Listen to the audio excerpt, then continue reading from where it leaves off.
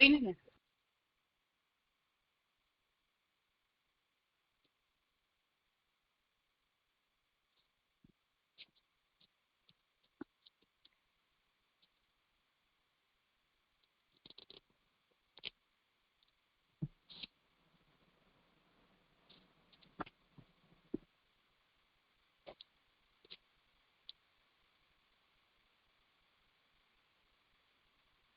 पिछले विषय में कुछ पूछना है?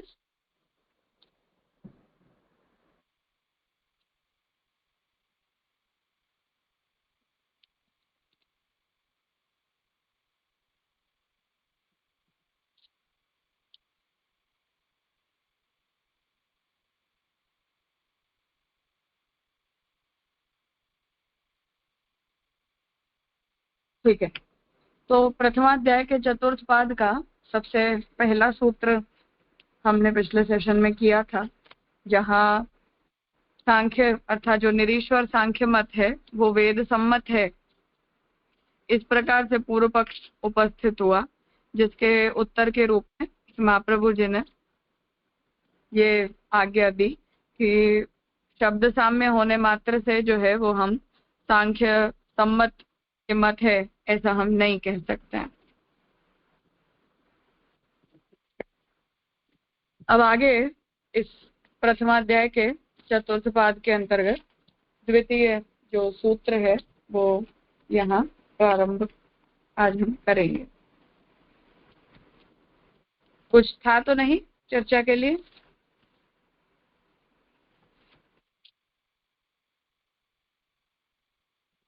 ठीक,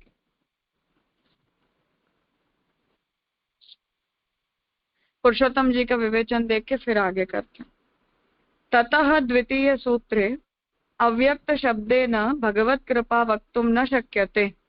अब यहाँ महाप्रभु जी ने प्रथम सूत्र के भाष्य में ये आज्ञा दी कि हमारी जो बुद्धि है उसके द्वारा हमें भगवान के स्वरूप का ज्ञान होता है, और बुद्धि के अंदर भगवान के स्वरूप का ज्ञान प्रकट होने में जो है वो भगवान की कृपा नियामक होती है। उसके अतिरिक्त हमारी बुद्धि में ब्रह्म के स्वरूप का ज्ञान प्रकट नहीं हो सकता है। उस विषय में अब यहाँ आगे का सूत्र आ रहा है कि अव्यक्त शब्द के द्वारा भगवत कृपा द्योतित की जा रही है ऐसा हम नहीं कह सकते।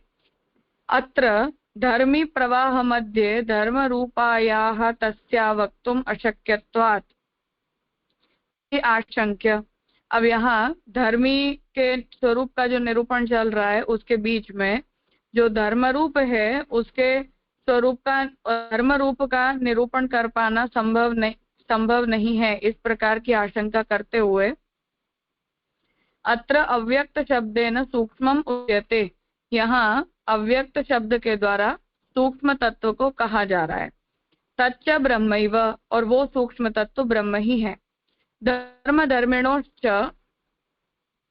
अविनाभावेन स्थितत्वात् अभेद इति। तो धर्म और धर्मी इन दोनों के बीच ये दोनों ही जो हैं वो एक दूसरे के साथ अभेद भाव से स्थित होने के कारण अभेद ही है। इति तद अभिन्न कृपैव अत्र उच्यते, इसलिए यहाँ जो धर्मी ब्रह्म है उसकी कृपा ही यहाँ कही जा रही है। इति अदोष इति उक्तम, इसलिए यहाँ इस बारे में कोई दोष नहीं है योग्यता बलात्, क्योंकि ये जो सूक्ष्म शब्द है वो भगवत कृपा को निरूपित करने के लिए योग्य है। तथा च न प्राय पाठ विरोध इति उक्तम, और इस श्रुति वचन के अन्य जो पाठ मिलते हैं उसके साथ इस प्रकार का यदि हम अर्थ भगवत कृपा परक करते हैं, इस प्रकार का अर्थ करने में कोई दोष भी अन्य पाठ को ध्यान में रखते हुए उपस्थित नहीं होता है। इसलिए भगवत कृपा अर्थ करना ठीक है ऐसा यहाँ कहना चाह रहे हैं। सूक्ष्मं तु तद अर्हत्वात्, अव्यक्त शब्द से भगवत कृपा नहीं कह सकते। तो पूर्व पक्षी यहाँ ये कहता है कि हमने जैसे पहले ये कहा कि बुद्धि के अंदर ब्रह्म ज्ञान प्रकट होता है भगवान की कृपा से, तो उस पर कह रहे हैं कि वहां हम भगवत कृपा शब्द का उपयोग नहीं कर सकते, क्योंकि वैसे तो सबको धारण करने वाले वे परमात्मा ही तो समस्त में अच्युत हैं। तो हर वस्तु को धारण करने के लिए परमात्मा जो है वो ही ब्रह्मांड के सभी पदार्थों में अनुस्यूत रहते हैं। फिर भेद किस आधार पर करोगे? तो कहते हैं कि फिर हम भगवान को किसी भी वस्तु से अलग कैसे कर सकते हैं। अर्थात भगवान को कृपा करके और बुद्धि में वो ज्ञान प्रकट करने की आवश्यकता नहीं होती है, वो ज्ञान स्वतः ही हमारे अंदर उपस्थित होता है, क्योंकि भगवान के साथ हमारा अभेद होता है। ऐसा कहने में पूर्व पक्ष का तात्पर्य। तो कहते हैं कि सूक्ष्म वह ब्रह्म ही है। तो जो सूक्ष्म तत्व है वो ब्रह्म है, उसका सूक्ष्म रूप ही सब में अनुस्यूत है, और ब्रह्म जो है वो अपने सूक्ष्म रूप से ब्रह्मांड के सभी पदार्थों में अनुस्यूत रहते हैं। इसी आधार पर समस्त का अभेद है। उसी वजह से ब्रह्मांड के जितने भी पदार्थ हैं उन सभी पदार्थों का ब्रह्म के साथ अभेद है। अव्यक्त शब्द सूक्ष्मता का वाची है, वह हर प्रकार से गोप्य है। तो जो अव्यक्त शब्द है उसका उपयोग जो है वो सूक्ष्म वस्तु को बताने के लिए, जो प्रकट रूप से हमें दिखलाई ना देती हो ऐसी वस्तु को दिखाने के लिए अव्यक्त शब्द का उपयोग होता है, इसलिए हर तरह से वो गोप्य है। उसी में ऐसी अर्हता है, अर्थात उसके अंदर इस प्रकार की जो है वो योग्यता है। अव्यक्त ब्रह्म रूप और भगवत कृपा दोनों ही जगह एक ही हेतु है, अर्थात सूक्ष्मता ही हेतु है। सूक्ष्मता शब्द का जो उपयोग किया गया है उसके मात्र से हम ब्रह्म हम सभी के अंदर अव्यक्त रूप से रहते हैं ऐसा भी अर्थ कर सकते हैं, और भगवान की कृपा हम सभी को अव्यक्त रूप से प्राप्त होती है ऐसा भी अर्थ हम कर ही सकते हैं। धर्मी में अभेद होने से भगवान ही सूक्ष्म है, वही कृपा रूप से अव्यक्त नाम वाले हैं। तो धर्म और धर्मी के बीच अभेद होने के कारण यहाँ जिसकी सूक्ष्मता बताई गई है, अर्थात हमारे अंदर एक सूक्ष्म तत्व रहता है, उस प्रकार से जो कहा जा रहा है वो भगवान के लिए ही कहा जा रहा है। यदि भगवान के लिए कहा जा रहा है तो उसी सूक्ष्म पद से भगवत कृपा का भी ग्रहण किया जा सकता है, क्योंकि वह भी प्रकट रूप से हमें दिखलाई नहीं देते, अर्थात हर किसी को भगवान की जो कृपा है उसका अनुभव नहीं होता, किसी किसी को होता है। तो उस तरह से यहाँ पूर्व सूत्र में उपस्थित हुई शंका का निराकरण कर रहे हैं।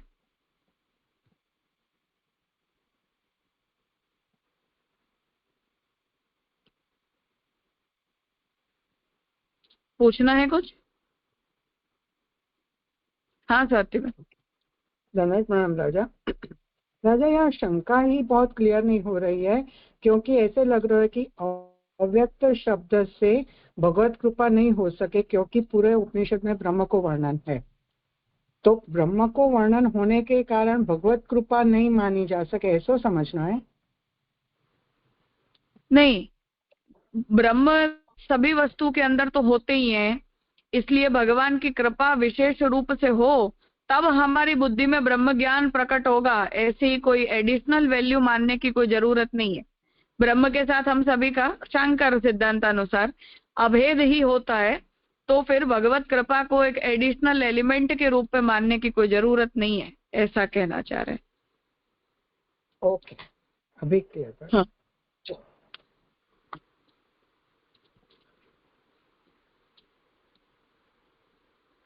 हाँ पार्थ। अच्छा, ये अर्हता शब्द जो है उसको कैसे थोड़ा डिफाइन कर दो, थोड़ा सा उसमें एग्जांपल के थोड़ा समझाएगा? योग्यता, कैपेबिलिटी या एलिजिबिलिटी वगैरह। ठीक है राजा।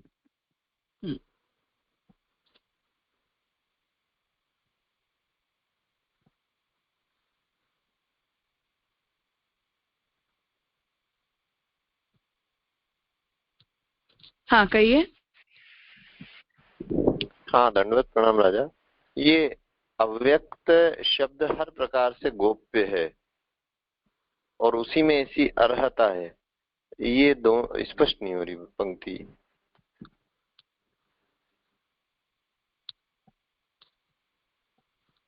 इसका मतलब ये है कि जो अव्यक्त शब्द है, पूर्व पक्षी का ये कहना है कि आप अव्यक्त शब्द का अर्थ कृपा कैसे कर सकते हो। तो महाप्रभु जी इसे रिस्पॉन्ड कर रहे हैं कि अव्यक्त शब्द है उसका अर्थ क्या होता है, जो कोई भी वस्तु हमें व्यक्त नहीं दिखाई देती, प्रकट नहीं दिखाई देती। अव्यक्त का मतलब दिखाई न दे, ऐसी नहीं होता है। अव्यक्त का मतलब कि हम नहीं देख पा रहे हैं, किसी कारणवश हमारे सामने वो वस्तु व्यक्त नहीं हो पा रही। तो उस अर्थ में ब्रह्म के लिए ही उस शब्द का प्रयोग होता है और उसकी यही योग्यता है, अर्थात ब्रह्म ही उस योग्य है कि उसे अव्यक्त कहा जाए, क्योंकि ब्रह्म के अतिरिक्त तो हर वस्तु व्यक्त ही होती है। तो यदि ब्रह्म के लिए उस शब्द का प्रयोग हो सकता है और हमारे अंतर्निहित तत्व के रूप में ब्रह्म यदि रहता है, ऐसा यदि हम कह रहे हैं, तो फिर ब्रह्म की जो कृपा है वो भी गोप्य है, ऐसा कहने में क्या आपत्ति हो सकती है।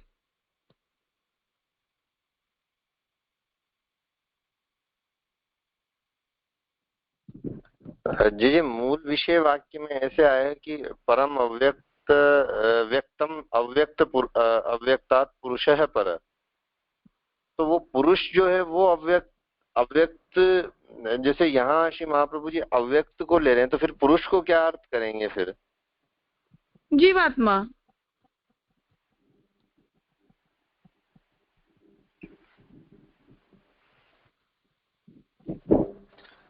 नहीं तो जैसे जब अव्यक्त ब्रह्म भयो तो फिर पुरुष जीवात्मा कैसे होएगा? मतलब मूल सूत्र से महतः परम व्यक्तम अव्यक्तात् पुरुषः परः। महत का अर्थ क्या है? जी मतलब प्रकृति और पुरुष से जो पहली समष्टि उत्पन्न हो रही है वो नहीं, ब्रह्म विषयक बुद्धि।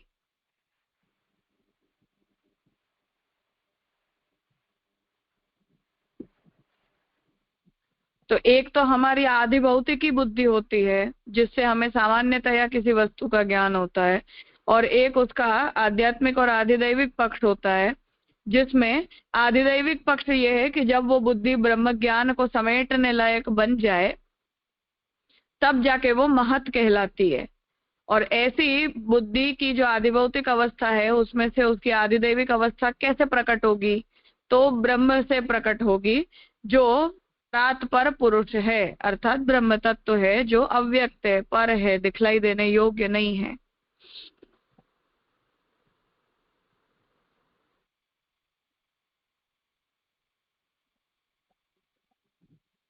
हाँ जी जी जी, ये तो स्पष्ट हुआ है। पर इससे पिछली पंक्ति में ऐसा जो कहा ना कि मनसस्तु परा बुद्धिर बुद्धिर आत्मा महान पर, तो हाँ यहाँ अब ये कौन बुद्धि से परे वो महान है? हाँ, तो इसमें समस्या क्या है? तो फिर महत और बुद्धि दोनों ही साथ आ रही है बात। ये जो महत तो आपने जैसा बताया कि ये मतलब जिससे आदि देविकता का ज्ञान हो ऐसी बुद्धि महत है। हाँ, ऐसा महाप्रभु जी ने एडिशनल अर्थ किया है। तो फिर ऊपर वाली बुद्धि का क्या अर्थ लेंगे? बुद्धि से जो पर है वो महान है, तो वो बुद्धि कौन सी? हाँ, आदि भौतिकी बुद्धि। अच्छा अच्छा, हाँ जी स्पष्ट। अर्थात तात्पर्य यह है कि भगवत कृपा के बिना हमारी बुद्धि के अंदर ब्रह्म ज्ञान को प्राप्त करने की योग्यता नहीं आती है।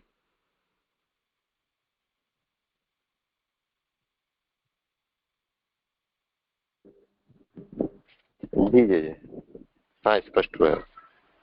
तो वहां महाप्रभु जी ने ब्रह्म ज्ञान के एलिमेंट को कंसिडर किया। इसे रिस्पॉन्ड कर रहा है पूर्व पक्षी कि आप अव्यक्त शब्द का मतलब जो है वो ब्रह्म ज्ञान भगवत कृपा नहीं ले सकते हो।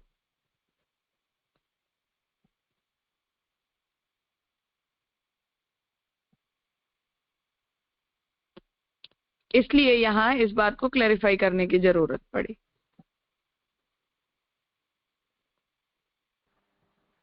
हाँ जी जी जी स्पष्ट हुआ।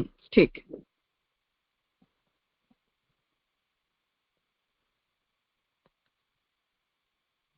बात हो गया तुम्हारा?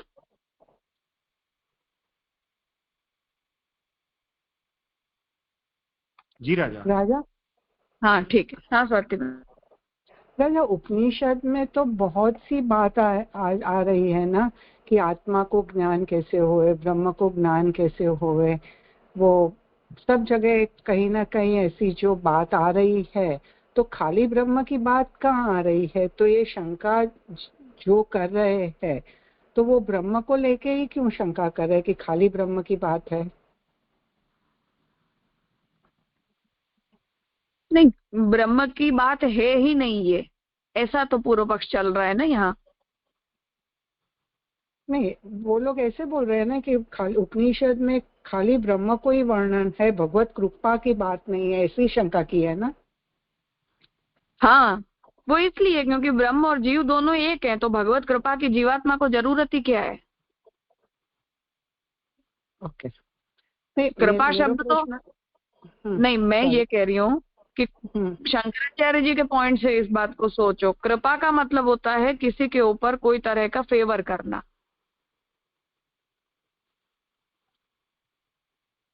जी राजा, राइट तो राइट, जब ओके, दो तत्व अलग ही ना हो तो कृपा के एलिमेंट की जरूरत ही क्यों पड़ेगी? जी क्लियर। हम्म,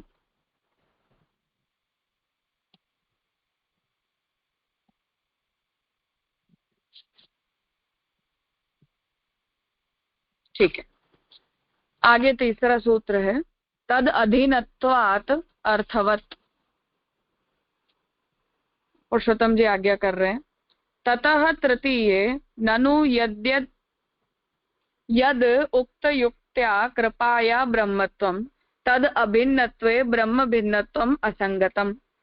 अब कह रहे हैं कि अब तृतीय सूत्र में ये बात आ रही है कि अगर आगे कही गई युक्ति से कृपा की ब्रह्मता यदि सिद्ध होती है तो तदा अभिन्नत्वे ब्रह्म भिन्नत्वम असंगतम, तब फिर अभिन्न होने के कारण ब्रह्म से भिन्नत्व असंगत सिद्ध होगा। अथ कयाचिद उक्त्या तस्या धर्मत्वम, अर्थात जीवात्मा कृपा जो है वो ब्रह्म का धर्म है, ये कहना किस तरह ठीक होगा? तदा धर्मी प्राय पाठ विरोध इति उभयथापि दोषात्। अब यहाँ जो है वो धर्म शब्द का उपयोग किया जाता है, धर्मी शब्द का उपयोग नहीं किया गया है। तो धर्मी शब्द से ब्रह्म कहा जाता है, ब्रह्म की कृपा के लिए ब्रह्म का धर्म ऐसे शब्द का प्रयोग होना चाहिए। धर्मी शब्द का उपयोग जो है वो ब्रह्म के लिए कृपा के लिए नहीं होना चाहिए। इसलिए यहाँ जो है वो पाठ का भी विरोध हो रहा है। इसलिए ये दोनों ही दोष उपस्थित होने के कारण पूर्वोक्त सूत्रोक्तम असंगतम, इसलिए ये दोनों दोष कृपा के एलिमेंट को स्वीकार करने में आते होने के कारण पूर्व सूत्र में कही बात संगत नहीं है, ऐसी आशंका की जा रही है। कृपाया ब्रह्म अभिन्नत्वेपि, कृपा ब्रह्म से अभिन्न है मानो, तब भी ब्रह्म अधीनत्वात् ब्रह्म भिन्नत्वम, फिर भी ब्रह्म के अधीन होने के कारण वो ब्रह्म से भिन्न है। अर्थात कृपा और ब्रह्म ये दोनों में अभेद है या धर्म और धर्मी का भेद है, ये सबसे पहले क्लैरिटी की जरूरत है। क्योंकि अव्यक्त शब्द से अर्थ हम ब्रह्म करेंगे या ब्रह्म की कृपा करेंगे। तो हमने ये उत्तर दिया दूसरे सूत्र के भाष्य में कि ब्रह्म कहो चाहे ब्रह्म की कृपा कहो, दोनों ही अव्यक्त होते हैं, इसलिए अव्यक्त शब्द से हम दोनों अर्थ लेते हैं। इस पर पूर्व पक्षी ये डिस्कस कर रहा है कि ब्रह्म और ब्रह्म की कृपा, इन दोनों में धर्म और धर्मी का भेद होता है कि अभेद होता है?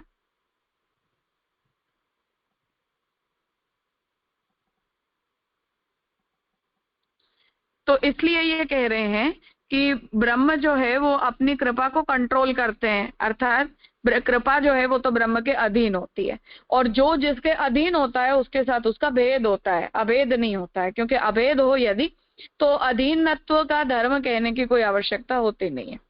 इसलिए ब्रह्म भिन्नत्वात् ब्रह्म नियम्यत्वम, तो ब्रह्म से भिन्न होने के कारण ब्रह्म के द्वारा वो कंट्रोल्ड है, ऐसा हो रहा है। अतः यथैक रूपेण ग्रहणम अभेदे युक्ति तथा नियम्य नियामक भावोपि भेदे युक्ति इति उभयथा अपि उपपन्नम। इसलिए जैसे एक रूप से उनका ग्रहण करने पर अभेद में ये युक्ति सिद्ध हो रही थी, उसी प्रकार नियम्य और नियामक के भाव का यदि हम स्वीकार करते हैं तो भेद की सिद्धि होती है, इसलिए उन दोनों के अंदर भेद भी सिद्ध होता है। न च अभेदेन एकत्वे नियम्य नियामक भावानुपपत्ति इति शंक्यम। अब अभेद होने पर और एकत्व की सिद्धि होने पर नियम्य और नियामक के भाव की उपपत्ति नहीं हो सकती, ऐसी शंका नहीं करनी चाहिए। अर्थात कोई वस्तु नियम्य है और कोई उसका नियामक है, तो नियम्य और नियामक के बीच भेद होना चाहिए या अभेद होना चाहिए, ये सवाल है। तो इस पर ये बात कह रहे हैं कि यदि इन दोनों के बीच में अभेद मानोगे तब भी कोई आपत्ति नहीं होनी चाहिए। अर्थात नियम्य और नियामक जो तत्व हैं, इन दोनों के बीच में अभेद हो सकता है, क्योंकि पूर्व पक्षी ने ये कहा कि कोई वस्तु यदि किसी के अधीन है तो उससे भेद सिद्ध हो जाता है। तो पुरुषोत्तम जी ये कह रहे हैं कि ऐसा नहीं है। तो नियम्य और नियामक का संबंध भी यदि किसी दो वस्तु में हो तब भी उन दोनों के बीच में अभेद संभव है। कैसे संभव है उसे समझा रहे। ब्रह्मविद आपनोति परम इति अत्रैकस्यैव ब्रह्मणः सच्चिद रूपेण विषयत्वम्। अब ब्रह्म को जानने वाला ब्रह्म को प्राप्त करता है, यहाँ जो कही गई उसमें ब्रह्म का जो सच्चिद रूप है अर्थात जो ज्ञेय रूप है उसे विषय के रूप में कहा जा रहा है। आनंद रूपेण फलत्वम् इति वद उपपत्ते है, और आनंद रूप फल रूप होता है, इस तरह से वो उपपन्न होता है। अर्थात कि ज्ञान आपको सच्चित रूप का होगा और फल आपको आनंद का मिलेगा। अर्थात जैसे हम जगत का ज्ञान प्राप्त करते हैं तो जगत तो निरानंद है, जीवात्मा के स्वरूप को हम ब्रह्म के अंश के रूप में जानते हैं, तो जीवात्मा भी निरानंद है। तो जगत के जिन पदार्थों के सहारे हम ब्रह्म के स्वरूप का ज्ञान प्राप्त करते हैं उन वस्तुओं में आनंद धर्म नहीं है, फिर भी हमें जो फल मिलता है वो तो आनंद का फल मिलता है। इस पर ये बात कह रहे हैं कि इसलिए इन दोनों, यहां से भी ये बात समझ में आती है कि उन दोनों में अभेद पॉसिबल है। तथा च कृपाविष्टः साधनम आनंद रूपः फलम, और कृपाविष्ट जो है वो साधन है और आनंद रूप जो है वो फल है। अथवा अव्यक्तम सच्चिद रूपम अक्षरम आनंद रूपः पुरुषः इति तयोः अभेदेपि परापर भावो युक्तः। या फिर उसे इस तरह से समझो कि अव्यक्त जो सच्चिद रूप है वो तो अक्षर ब्रह्म होता है और आनंद रूप पर ब्रह्म होता है, जिसे श्रुति ने पुरुष पर ऐसा कहा है, तो आनंद रूप पुरुष होता है। तो इन दोनों के बीच में अभेद है, अर्थात अक्षर ब्रह्म और पर ब्रह्म के बीच अभेद होने के बावजूद पर और अपर भाव युक्त है। अर्थात जो बात सिद्धांत मुक्तावली में भी महाप्रभु जी बता रहे हैं कि अक्षर के करते भी पर पुरुषोत्तम होते हैं। गीता जी में भगवान क्षराक्षरम अतितोहम अक्षरादपि चोत्तमः कह रहे हैं। तो जो क्षर है उसके साथ भी पुरुषोत्तम का अभेद है, अक्षर है उसके साथ भी पुरुषोत्तम का अभेद है, फिर भी उनमें पर और अर्थात ऊंच नीच का डिफरेंस है कि नहीं, अभेद होने के बावजूद भी। अर्थात वही अभेद तदात्म्य के अर्थ में अदृश्यत्वाधिकरणे तथा साधितत्वात्, और अदृश्यत्व आदि जो अधिकरण पहले आए उनमें ये बात सिद्ध की गई है। तस्मात् इंद्रियेभ्यः परा इति वाक्ये आनुमानिकम न किंचिद अस्ति इति युक्तम। इसलिए इंद्रियों से जो पर है इस वाक्य में आनुमानिक जो तत्व है उसमें कोई भी प्रकार की कोई अयुक्ति नहीं है, अर्थात वो ब्रह्म के लिए है और अव्यक्त शब्द कृपावाच्य है। एवं त्रिभिः सूत्रैः वाक्यानां पूर्वापर संबंधेन मतांतरम निराकृत्य ब्रह्मवादः प्रतिपादित। इस प्रकार इन तीनों सूत्रों से वाक्यों के पूर्व और अपर संबंध का निरूपण करके मतांतर का निराकरण करके ब्रह्मवाद का प्रतिपादन किया। इदानीं तु केवल एतद वाक्य विचारेण मतांतरम निराकरोति।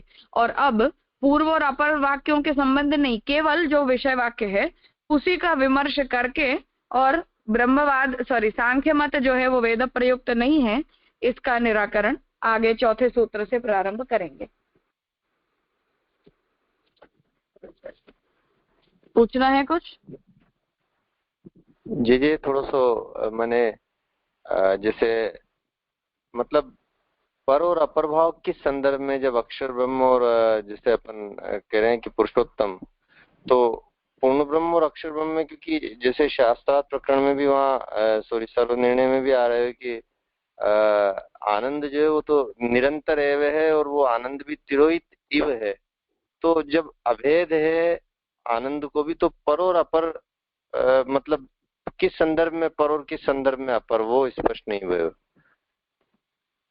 नहीं, पारापर का मतलब उत्तम और अधम या उत्तम और ऊंचा नीचा। अब यहाँ प्रश्न ये आया कि भगवान और भगवान की कृपा, इन दोनों के बीच में भेद का संबंध होता है या अभेद का संबंध होता है। यदि अभेद है तब तो हमने जो किया वो ठीक है, अर्थात आप नियम या नियामक का जो भाव है उस भाव को आप एक्सप्लेन कर सकते हो कि हाँ, कृपा जो है वो नियम में होती है और ब्रह्म उसका नियामक होता है और उन दोनों के बीच में भेद होता है। तो उस सेंस में तो ये बात ठीक है, परंतु यदि वहां भेद और अभेद की बात हम नहीं सोचते हैं, अर्थात यदि हम उन दोनों के बीच में अभेद का स्वीकार कर लेते हैं उन दोनों पदार्थ तत्वों के बीच में, तो महाप्रभु जी की बात ठीक हो रही है कि अव्यक्त शब्द से हम ब्रह्म अर्थ ले सकते हैं। परंतु नियम या नियामक भाव होने के कारण पूर्व पक्षी का कहना है कि भेद सिद्ध होता है, और भेद सिद्ध होने के कारण अव्यक्त शब्द का अर्थ ब्रह्म होगा, ब्रह्म की कृपा नहीं होगी। इस पर पुरुषोत्तम जी ये आर्ग्यूमेंट दे रहे हैं कि किसी दो वस्तुओं के बीच यदि ऊंच और नीच का संबंध हो और उनमें अद्वैत संभव न हो, ऐसा सर्वत्र सिद्धांत नहीं है। इसलिए ये एग्जाम्पल दिया कि जैसे अक्षर और परब्रह्म के बीच भी पर अपर का भाव है, फिर भी उन दोनों में अभेद है। उसी तरह जो जीवात्मा है और जगत है, उसके साथ भी ब्रह्म का अभेद का संबंध है, पर वो अभेद का संबंध होने के बावजूद भी उस तत्व के साथ ब्रह्म का अभेद संबंध है, पूर्व अपर होने के बावजूद भी। इसलिए ये सिद्धांत ठीक है, ऐसा कहना चाह रहे हैं। हाँ जी, ये तो स्पष्ट हुई पूरी बात, लेकिन मैं ये समझना चाह रहा हूँ कि ये पर और अपर अपन मानेंगे किस संदर्भ में, क्योंकि सच्चित और आनंद भी जब तिरोहित इव है जैसे सर्व निर्णय में आ रही है, तो आनंद को भी तिरोधान सो ही है, तिरोधान मूल में तो नहीं है, आनंद भी निरंतर एव भी है। तो फिर ये पर और अपर को संदर्भ क्या रहेगा, किस सेंस में पर और अपर, मतलब ऊंच नीच तक किस आप ये बताओ कि किसमें तिरोधान इव शब्द का आप उपयोग कर रहे हैं, किस लिए कर रहे हैं? एक सेकंड जी, मैं एक सेकंड बता रहे हूँ जी, एक सेकंड कार्य का देखो, जहाँ पे जी वो प्रकृति पुरुष और जो डिवीजन गिना है ना सर्व निर्णय में 28 तत्वों के, वहां पे वो उसमें अक्षर ब्रह्म की कारिका में ऐसा आ रहा है कि नहीं, वो मैं समझ गई संदर्भ आपका, लेकिन आप मुझे ये बताओ कि अक्षर ब्रह्म और पर ब्रह्म, इन दोनों के बीच में उच्च नीच भाव का स्वीकार हम करते हैं कि नहीं करते हैं? वही जैसे मैं जानना चाह रहा हूँ, मतलब कि हम किस संदर्भ में कर रहे हैं, क्योंकि जैसे यहाँ का है ना आनंदांश तिरोहित इव भवति, आनंदांश तिरोभाव सत्व मात्रेण तत्र ही मुख्य जीव तथा प्रोक्त सृष्टि इच्छा वशगो हरि, तो उसमें आनंदांश तिरोहित इव भवति दिए, और फिर आगे भी कह रहे हैं कि इच्छा मात्रा तिरोभाव तस्यायम उपचर्यते ब्रह्म कूटस्थ अव्यक्त आदि शब्द है वाच्यो निरंतरम। तो उसमें भी लिखा है कि जैसे इच्छायाम प्रविष्टायाम जी। हाँ, लेकिन अक्षर में अगर गीता जी में भगवान अक्षरम अतितोहम अक्षरादपि चोत्तम अतोस्मि लोके वेदे च प्रथितः पुरुषोत्तम इस तरह कह रहे हैं, तो वहां अक्षरात अपि च उत्तमः, इसका हम क्या अर्थ करेंगे? मुझे वही कंफ्यूजन है, क्योंकि महाप्रभु जी ऐसे कह रहे हैं कि इच्छायाम प्रविष्टायाम कार्य व्याप्त तिरोभाव इव उच्यते वस्तु तत्व आनंदमय पदार्थ के लिए कहा है महाप्रभु जी ने, उसमें अक्षर ब्रह्म के लिए कोई नई बात थोड़ी है। ज्ञानेश्वर ने जड़ दीवाल को चला दिया कि नहीं चला दिया, तो वहां वो चैतन्य धर्म प्रकट हो गया।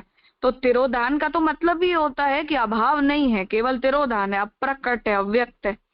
तो उसमें कोई अक्षर की कोई स्पेशली बात कही गई हो ऐसा नहीं है। जीवात्मा के अंदर भी तिरोधान एव ही होता है, जड़ में भी तिरोधान एव ही होता है, परंतु भेद होता है कि नहीं होता है फिर भी।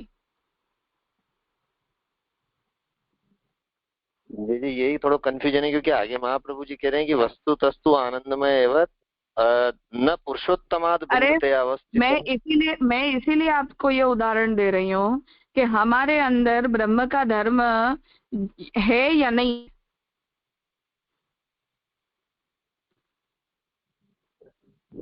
है जी जी, पर हम तो जैसे ये हम तो कार्य कोटि में या तादात्म्य में आ रहे हैं, ये तो स्वरूप अरे कोटि में कहीं ही भी डिवीजन आएंगे, चल रहा है कहीं वहां भी पर आएंगे, अक्षर वाला।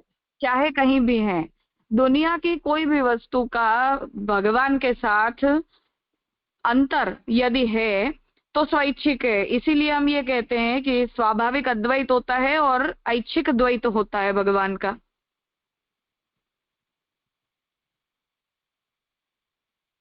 तो हर वस्तु, ब्रह्मांड की प्रत्येक वस्तु के साथ, चाहे वो देवता हो, चाहे अक्षर ब्रह्म हो, चाहे जीवात्मा हो, चाहे कुछ भी हो, हर वस्तु के साथ ब्रह्म का स्वाभाविक तो अद्वैत ही होता है।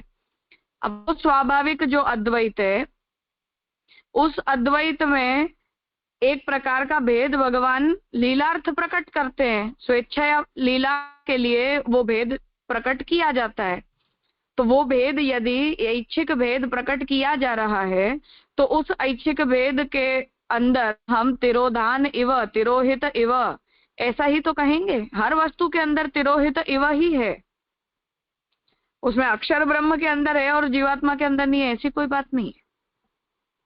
तो हर वस्तु के साथ स्वभावतः तो ब्रह्म का अभेद संबंधी होता है।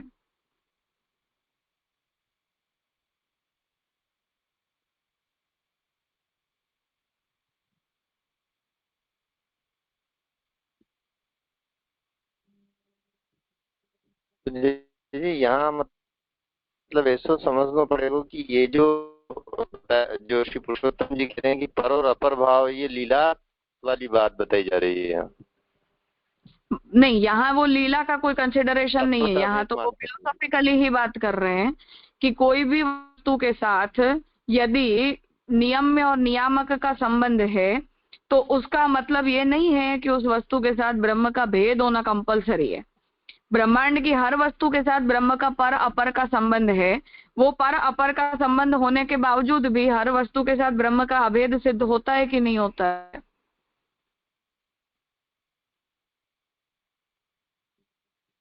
जी जी, क्लियर हो गया, क्लियर हो गया। हाँ, प्रणाम। इसलिए कृपा के साथ भी भगवान का यदि नियम्य नियामक का संबंध हो तब भी उसके साथ भगवान का अभेद सिद्ध होता है। इसलिए अव्यक्त शब्द का मतलब जैसे ब्रह्म किया जा सकता है, उसी तरह भगवत कृपा अर्थ भी किया ही जा सकता है। ये आर्ग्यूमेंट है। उसके लिए ये एग्जाम्पल दिया कि जो व्यक्ति ब्रह्म के धर्मों को जानता है उसे ब्रह्म मिलता है। अब हम आनंद को जान पाते हैं कभी? नहीं जी जी, आनंद जब हम ब्रह्म तो ज्ञान, जो हाँ, अपरिचित हम ब्रह्म होता है। ज्ञान का प्रयास करते हैं उस समय हम ब्रह्म के सदंश और चिदंश को जानते हैं। आनंद अंश तो नेति नेति है, पर उस सदंश और चिदंश के स्वरूप का ज्ञान प्राप्त कर लेने के बाद फल के रूप में हमें क्या मिलता है? आनंद मिलता है। तो सत और चित का आनंद धर्म के साथ नियम्य और नियामक का संबंध है। सत और चित धर्म कंट्रोल्ड है और आनंद धर्म उनका कंट्रोलर है। पर उन दोनों के बीच में अभेद संबंध सिद्ध होता है कि नहीं होता है? क्योंकि ज्ञान हमने सत और चित्त का प्राप्त किया है, फल हमें आनंद का मिला है। तो यदि उन दोनों के बीच में ये अभेद संबंध नियम्य नियामक भाव के होने के बावजूद भी सिद्ध हो रहा है, तब फिर भगवत कृपा और भगवान के बीच नियम्य नियामक भाव का संबंध होने के बावजूद भी अद्वैत क्यों नहीं हो सकता? ये आर्ग्यूमेंट है। हाँ जी जी, क्लियर हुए। प्रणाम, बहुत सुंदर आपने हाँ, समझाया।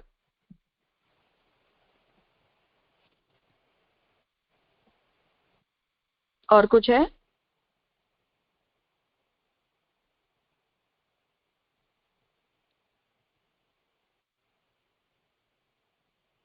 ठीक है, तो सूत्र देखें। तद अधीनत्वात् अर्थवत, ब्रह्म के अधीन होने से अर्थ की तरह। परमात्मा का धर्मित्व मानने से परत्व नहीं सिद्ध हो सकता, अन्य पूर्वोक्त दोष घटित होगा। तो परमात्मा का को यदि हम धर्मी के रूप में मान लेते हैं, तब भी धर्मी मान लेने के बावजूद भी उसका परत्व अर्थात उसका श्रेष्ठत्व या उत्तमता सिद्ध नहीं होती। इस पर दोष बताते हैं। इस पर कहते हैं कि धर्मित्व और परत्व को एक मानने में कोई अंतर नहीं आता, क्योंकि परमात्मा की कृपा उसके अधीन ही तो है, इसलिए कृपा भी पर कहते हैं। तो चाहे आप धर्मी कह दो चाहे आप पर कह दो, इससे कोई अंतर नहीं पड़ता। धर्मी होना और पर होना या श्रेष्ठ होना, वो दोनों एक ही बात होती है। इसलिए परमात्मा की कृपा भगवान के अधीन ही है, इसलिए हम कृपा को भी पर कह सकते हैं। जैसे कि पुरुषार्थ अर्थात फल, मोक्ष और परमात्मा की एकता मानी गई है। ब्रह्मवेत्ता परमात्मा को प्राप्त करता है। इस वाक्य में एक ही ब्रह्म सच्चिद रूप से विषयत्व तथा आनंद रूप से फलत्व रूप से दिखलाया गया है। तो ब्रह्मवेत्ता जब परमात्मा ब्रह्मविद आपनोति परम ऐसा जब कहते हैं, तो जो एक ही ब्रह्म है वो सच्चित रूप से विषयत्व को प्राप्त करता है और आनंद रूप से फलत्व रूप से वो दिखाया गया है। ऐसा ही अक्षर और पुरुषोत्तम का भेद भी है, और यही बात हमें अक्षर और पुरुषोत्तम के लिए भी समझ में आती है कि अक्षर और पुरुषोत्तम ये दोनों में अपर संबंध होने के बावजूद भी दोनों में अद्वैत है। परमात्मा की अपनी विशेषताएं उनके अधीन ही होती हैं, वह स्वयं तो स्वतंत्र है ही।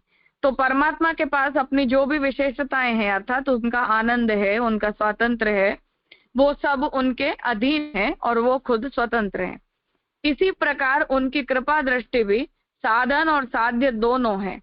उसी तरह भगवान की जो कृपा दृष्टि है वो भी साधन है, अर्थात हमें वो भगवत कृपा मिलती है तो उसके द्वारा हमें भगवान मिलते हैं, और साध्य है अर्थात वही भगवत कृपा हमारे लिए फल भी है।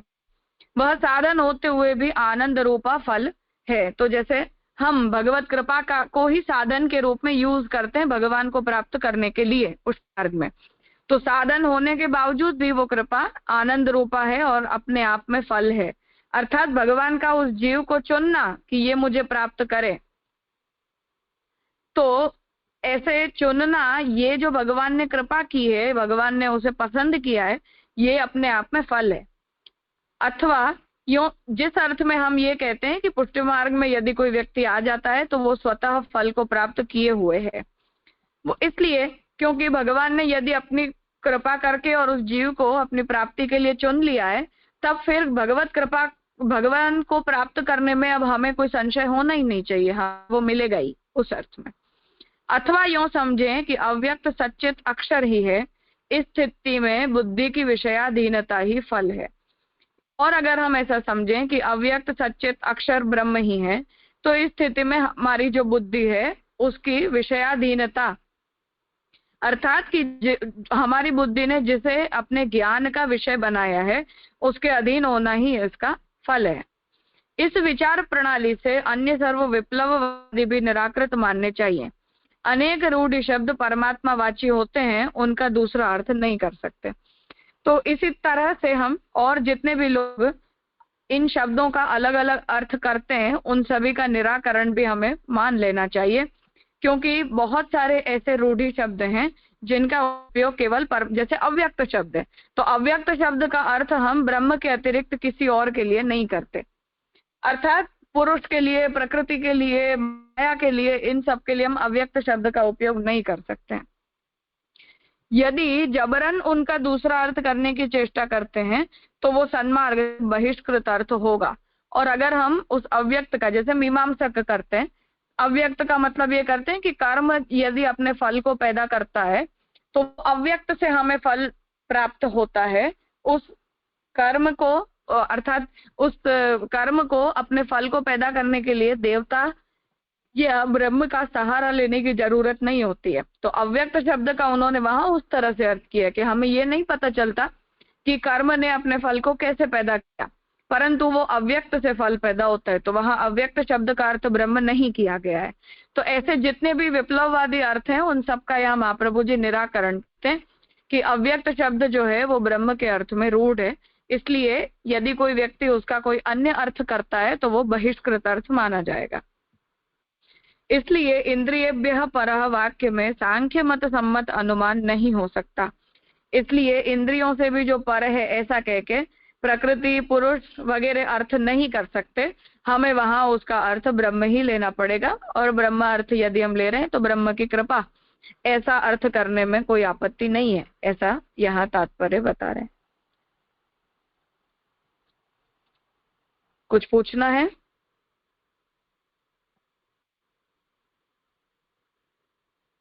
राजा प्रणाम। हाँ, यहाँ जो ये बात आई ना कि अथवा तो नीचे से 5वीं लाइन राजा, अथवा यूं समझे कि अव्यक्त सच्चिद अक्षर ही है, इस स्थिति में बुद्धि की विषयाधीनता ही फल है। तो यानी बुद्धि का विषय अव्यक्त और सच्चिद हो गया, ऐसा समझना ना? हाँ ऐसा। हाँ ओके राजा, इसीलिए उसे महत् कहा।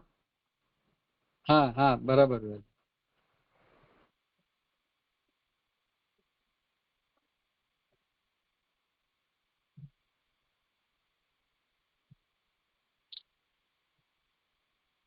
और कुछ है?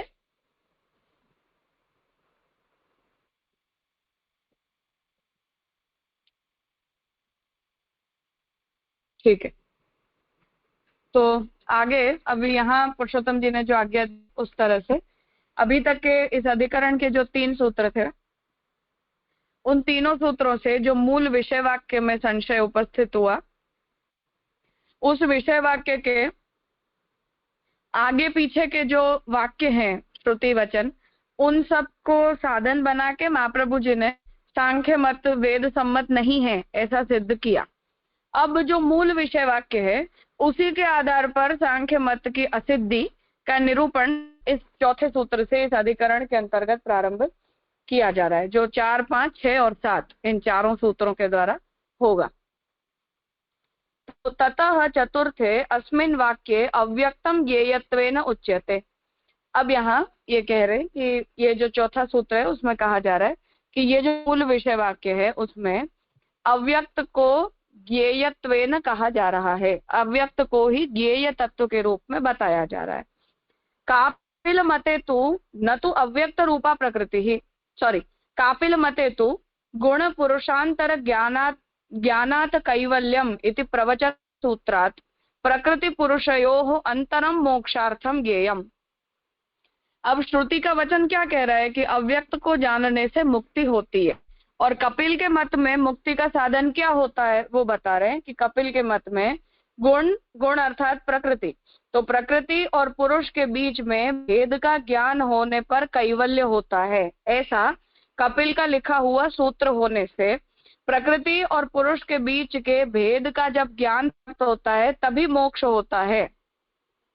न तो अव्यक्त रूपा प्रकृति ही, केवल एक अव्यक्त तत्व के जानने मात्र से मोक्ष नहीं होता है, इसलिए प्रकृति तो अव्यक्त रूपा होती नहीं है, पुरुष अव्यक्त माना गया है। तो प्रकृति और पुरुष के भेद का ज्ञान होने से यदि मोक्ष होगा तो उस स्थिति में यहाँ हम ये नहीं कह सकते कि वेद का मत और सांख्य का मत एक सा है। अतः ज्ञेयत्व अवचनाद अपि न अत्र तन्मत सिद्धि इत्युक्तम, इसलिए ज्ञेयत्व जो है वो ही वेद और सांख्य के मत में अलग अलग हो जाता होने के कारण सांख्य मत की वैदिक मत के रूप में सिद्धि नहीं हो सकती, ऐसा यहाँ चौथे सूत्र में कहना चाह रहे हैं।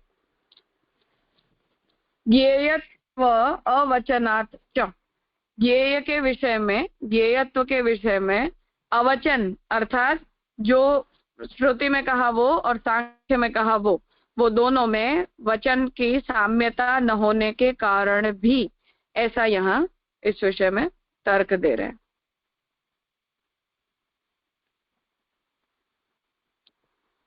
पूर्वापर संबंध से वाक्यार्थ का प्रतिपादन किया गया। अब अभी तक सूत्रों में आगे पीछे के जो श्रुति वचन थे उनके संबंध को बता के वाक्यार्थ का प्रतिपादन किया। केवल इसे केवल इस वाक्य के विचार में भी, अर्थात केवल जो विषय वाक्य है उसी का यदि हम विचार करें तब भी सांख्य संबद्ध प्रकृति रूप अव्यक्त की सिद्धि नहीं हो सकती। तो जो ये श्रुति वचन एक दूसरे से उत्तम उत्तम पदार्थ का निरूपण कर रहा है, उस श्रुति वचन के द्वारा जो है वो ज्ञेय तत्व जो अव्यक्त बताया जा रहा है, उस ज्ञेय तत्व की में प्रकृति की अव्यक्तता सिद्ध नहीं होती है। सांख्यवादियों इसमें अव्यक्त को ज्ञेय नहीं कहा गया है, अर्थात सांख्य के मत में अव्यक्त को ज्ञेय नहीं कहा है।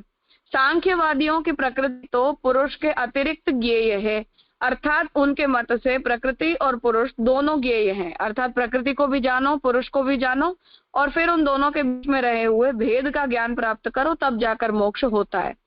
केवल उनके शब्दों से मिलते जुलते शब्दों के आधार पर तो इस वाक्य से उनके पुरुषार्थ की सिद्धि नहीं हो सकती है।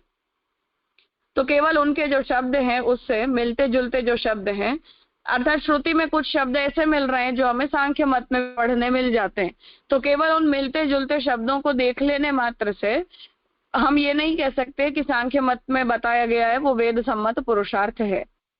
यदि इस वाक्य को पुरुषार्थ साधक न माने तो यह असंबद्ध वाक्य हो जाएगा जिसका कोई अर्थ न होगा, और श्रुति का जो वचन है वो पुरुषार्थ प्रतिपादक वचन नहीं है, ऐसा यदि हम कहेंगे तो वो असंबद्ध वाक्य हो जाएगा और उसके द्वारा कोई फल की सिद्धि नहीं होगी, तथा परत्व की बात भी संगत हो जाएगी। और इसीलिए फिर जो उत्तमता बताई जा रही है, इंद्रिय से भी जो पर है ऐसा कह के उसकी जो उत्तमता बताई है वो भी असंगत हो जाएगी। अर्थात फिर दो तत्व अव्यक्त हुए, तो कौन किससे व्यक्त हुआ, कौन किसका अव्यक्त हुआ, इसको हम पूर्व प्रसंग में भी कह चुके हैं, इसलिए अव्यक्त प्रकृति नहीं है। तो यहाँ ये निर्णय दे रहे हैं कि इसलिए यहाँ जो अव्यक्त तत्व विषय वाक्य में बताया जा रहा है वो अव्यक्त तत्व प्रकृति नहीं है, इसलिए सांख्य मत वेद सम्मत नहीं है, ऐसा यहाँ सिद्ध होता है।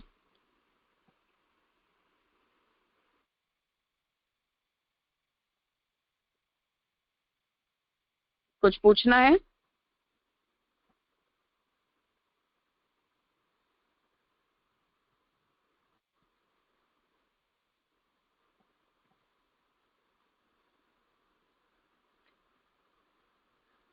ठीक है, आगे 5वां सूत्र है, वदति इति चेत न प्राज्ञो ही प्रकरणात्। अब यहाँ पुरुषोत्तम जी का विवेचन देखें। ततः पंचमे ननु ज्ञेयत्व अवचनम असिद्धम। अब 5वें में ये बात आए कि ज्ञेयत्व वचन का अभाव है, ऐसा यदि हम कहते हैं तो ये बात ठीक नहीं है। ऐसा अगर कोई कहे तो तद उत्तर वाक्ये अशब्दम अस्पर्शम अरूपम अव्ययम इति अत्र अव्ययस्य महतः परम अव्यक्तम इति अत्र महतः परस्य अव्यक्तस्य ज्ञानात्।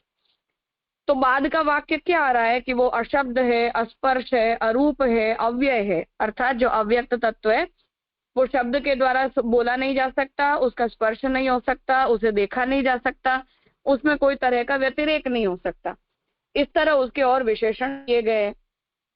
और महत से भी वो परम अव्यक्त है, अर्थात हमारी जो ब्रह्मवादिनी बुद्धि है उसके करते भी वो अव्यक्त है।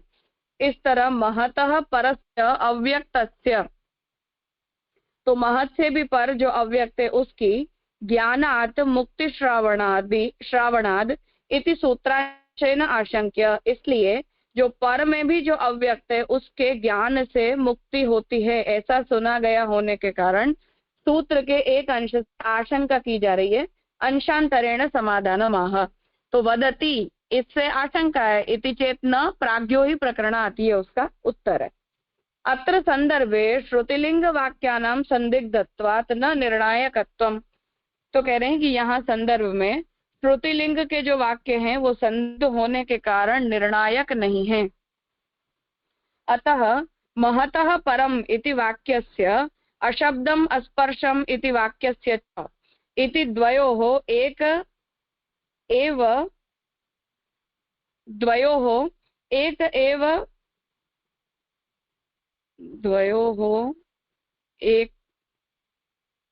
एक वाक्यत्वम, सॉरी।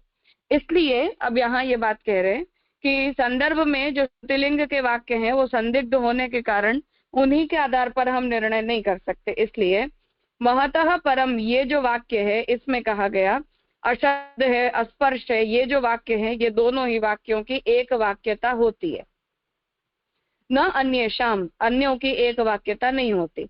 इत्र नियामका भावेन, इसलिए कोई एक वचन यहाँ नियामक नहीं है, अर्थात कोई एक वचन के आधार पर हम निर्णय नहीं ले सकते। इसलिए प्रकरणस्यैव निर्णायकत्वं वक्तव्यम, इसलिए कोई एक वाक्य के आधार पर आप अर्थ का निर्णय मत लो, पर पूरे प्रकरण को ही निर्णायक मानो। तच्च ऋतं पिबन्तौ इति आरभ्य नाचिकेतम उपाख्यानम इत्यन्तम एकम प्रकरणम।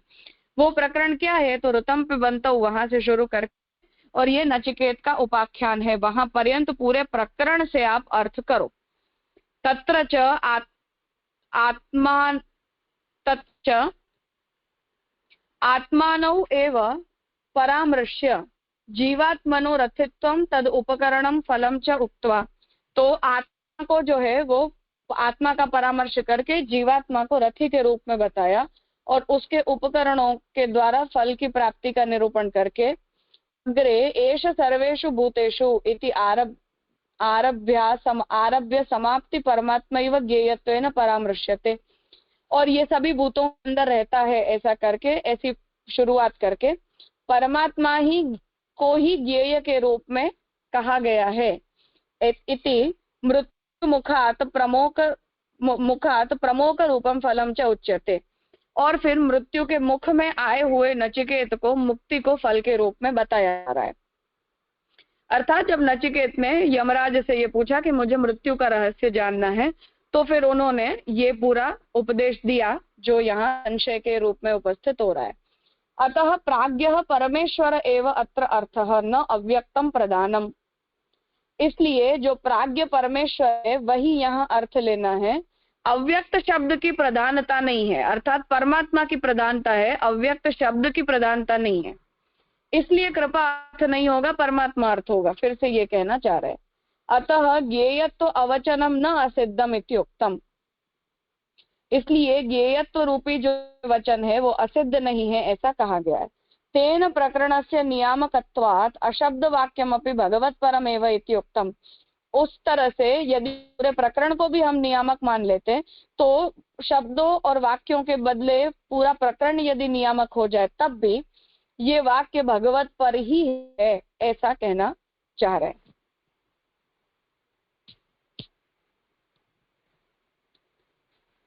वदति इति चेतना प्राज्ञो ही प्रकरणात् वाद, आपकी ज्ञेयत्व वचन के अभाव वाली बात नहीं जमती। उक्त प्रसंग में पहले निर्देश मात्र करके आगे स्वकृतः ज्ञेयत्व की चर्चा है। शब्द रहित, स्पर्शहीन, रूपहीन और अव्यय, अरस, नित्य, अगंध आदि अंत रहित परम ध्रुव महत्व को जानकर मृत्यु मुख से छूट जाते हैं इत्यादि। अब यहाँ ये बात कह रहे हैं कि जो ज्ञेयत्व वचन है, अर्थात कौन ज्ञेय, अव्यक्त तत्व ज्ञेय या प्रकृति ज्ञेय या प्रकृति पुरुष का भेद ज्ञेय, तो इस विषय में पिछले सूत्र में चर्चा हुई, उस पर कह रहे हैं कि ज्ञेयत्व वचन का अभाव है, अर्थात किसी तत्व को यहाँ ज्ञेय के रूप में बताया ही नहीं गया है, ऐसा यदि कोई पूर्व पक्षी कहना चाह रहा है तो कह रहे हैं कि ये बात ठीक नहीं है, क्योंकि इसी प्रकरण में पहले निर्देश मात्र अर्थात अव्यक्त तत्व का केवल निर्देश किया है और फिर उस अव्यक्त तत्व के स्वरूप को समझाने के लिए ये सारे विशेषण दिए गए कि वो शब्द रहित है, स्पर्श रहित है, रूप रहित है, वो अव्यय है, अरस है, नित्य है, अगंध है वगैरह वगैरह। और फिर ये कहा गया कि ऐसे तत्व को जब हम जान लेते तो हम मृत्यु के मुख से छूट जाते हैं, अर्थात उस अव्यक्त को डिस्क्राइब किया गया है ज्ञेय तत्व के रूप में। विवाद, उक्त विचार ठीक नहीं है, यह भिन्न वाक्य है। प्रकरण में नियामक रूप से परमात्मा ही कहे गए हैं, इसलिए एक कह सकते हैं। अर्थात अब पूर्व पक्षी ये कहना चाह रहे हैं कि अव्यक्त शब्द जो है उसके द्वारा कोई एक ही तत्व कहा जा रहा है, ऐसा आप उसका अर्थ नहीं कह सकते। हमें जो है वो वहां ये अर्थ करना पड़ेगा कि जो तत्व है वो केवल परमात्मा है, अर्थात मिसलेनियस तत्व के लिए, किसी के भी लिए ये सारे विशेषण यूज कर लिए गए हैं, ऐसा उसका मतलब नहीं कर सकते हो आप। अर्थात ये वाक्यों को प्रकृति परक भी ले जाओ, ऐसा नहीं कर सकते हैं। इसलिए फिर से अब इस शब्द को और इस पूरे डिस्क्रिप्शन को परमात्मा के अर्थ में प्रभु जी फिक्स करना चाह रहे हैं, ताकि प्रकृति या कर्म वगैरह वगैरह अर्थों में अव्यक्त शब्द का अर्थ लिया ना जा सके। प्रकरण में नियामक रूप से परमात्मा ही कहे गए हैं, इसलिए एक कह सकते हैं। वैसे तो सभी वाक्य इस भाव से एक है, प्राज्ञ परमात्मा ही सब में ये कहे गए। तो कह रहे हैं कि पूरा प्रकरण ही यदि नियामक मान लिया जाता है तो पूरे प्रकरण के अर्थ से परमात्मा का ही निरूपण है, इसलिए प्रकृति का निरूपण हो रहा है, या ये सारे विशेषण प्रकृति के लिए दिए गए हैं, ऐसा कहा नहीं जा सकता। अन्यथा इन दो वाक्यों को एक नहीं कह सकते, क्योंकि दोनों का वर्ण्य विषय भिन्न है। नियामक भाव से तो अशब्द आदि वाक्य भी भगवत परक ही मानना चाहिए।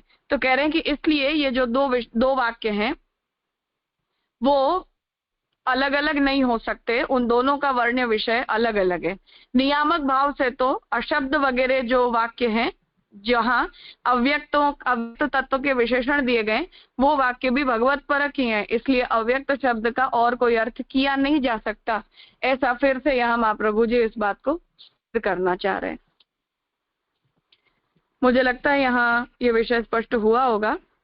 इस विषय में जो भी प्रश्न हैं उन्हें हम कल उनकी चर्चा कर लेंगे। आज यहाँ रखते हैं।